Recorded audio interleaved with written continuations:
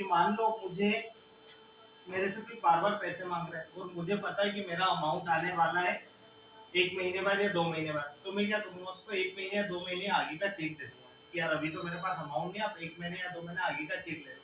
सामने वाला भी शांत हो जाएगा कि हाँ ठीक है, चेक दे दिया तो अकाउंट से अपन पैसा काट लेंगे।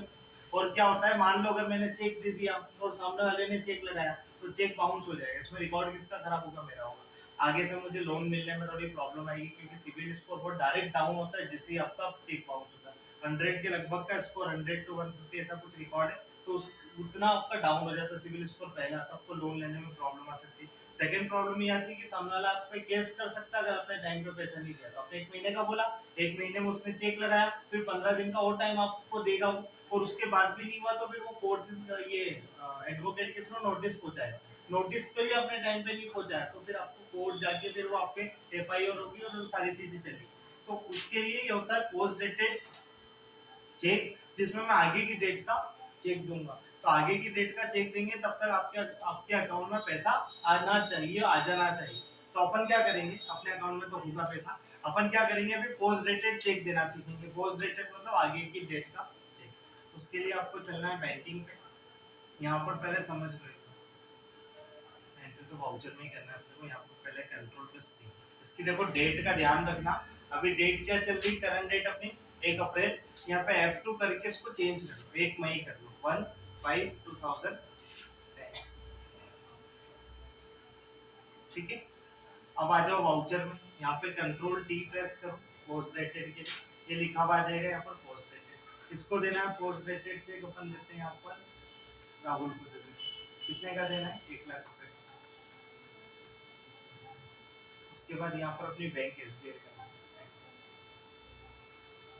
इंस्ट्रूमेंट नंबर में चेक करा,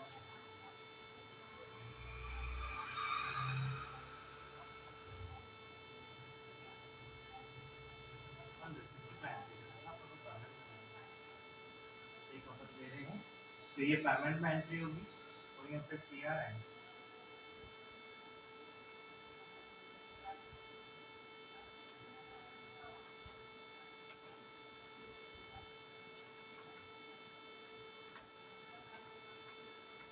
अमाउंट ऐड नहीं होती।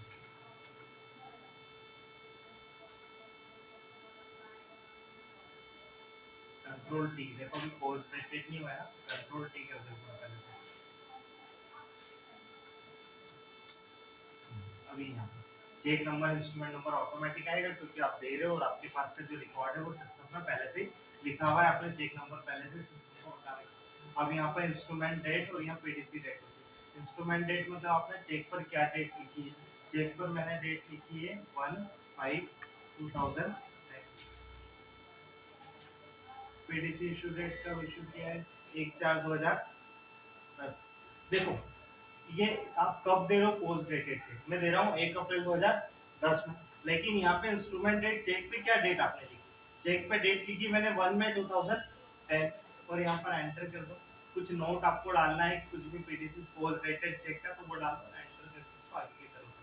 जैसे आप एंटर करके एक्सेप्ट करोगे तो आप देखोगे कि पोस्ट डेटेड चेक की एंट्री हो चुकी है। एक बार बैंकिंग में आके चेक करो, चेक रजिस्टर।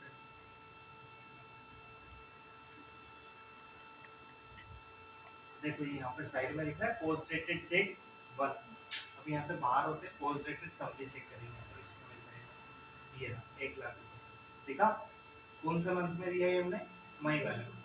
तो ये अभी यहाँ पर पेंडिंग बता रहा है स्टेटस। अब अगर इसको पेंडिंग से हटाना हो, मान लो क्लियर हो गया, सब कुछ हो गया, तो वापस एक बार एंटर करो, इसी को कंट्रोल टी कर। कंट्रोल टी करने के बाद जैसे आप एंटर करके एक्सेप्ट करोगे इसको, यहाँ पोस्ट डेटेड से हट जाएगा।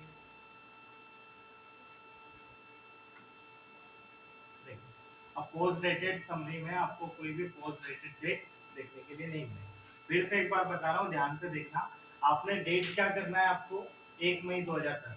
एक चीज ध्यान रखना, आगे की डेट का आप चेक दे रहे हो। अभी आप ऐसा समझो कि 1 अप्रैल चल रहा है और आप आगे की डेट का चेक दे रहे हो, तो आपको यहाँ पर करंट डेट आगे की लेना पड़ेगी यहाँ पर, क्योंकि आप जिस डेट का चेक दे रहे हो वो डेट यहाँ पे करंट डेट होना चाहिए। कौन सी करंट डेट होना चाहिए?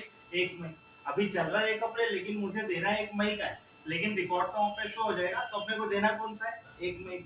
उसके लिए क्या करना पड़ेगा? उसके लिए आपको पहले वाउचर में जाना है, यहाँ कंट्रोल टी करना है, ताकि यहाँ पे स्टेटस हो जाए अपना पोस्ट डेटेड। फिर पार्टी सेलेक्ट कर लो कोई भी, अमाउंट ऐड कर दो, आगे की डेट का चेक दे रहे हैं ना। और फिर यहाँ पे इंस्ट्रूमेंट डेट में फिर वन में यहाँ पे पीडीसी इशू डेट में अपन डालेंगे, उससे पिछड़ा, आगे की डेट नहीं डाल सकते उसमें अपन, तो उसके प्रीवियस पीछे की डेट डाल। यहाँ पे ले लेते 2010 कब इशू किया था, 1 अप्रैल 2000, एंटर और एक्सेप्ट। एक्सेप्ट करने के बाद जब आप इसको चेक करोगे बैंकिंग में आके पोस्ट डेटेड समरी को, तो यहाँ पर आपको ये आपका रिकॉर्ड मिलेगा।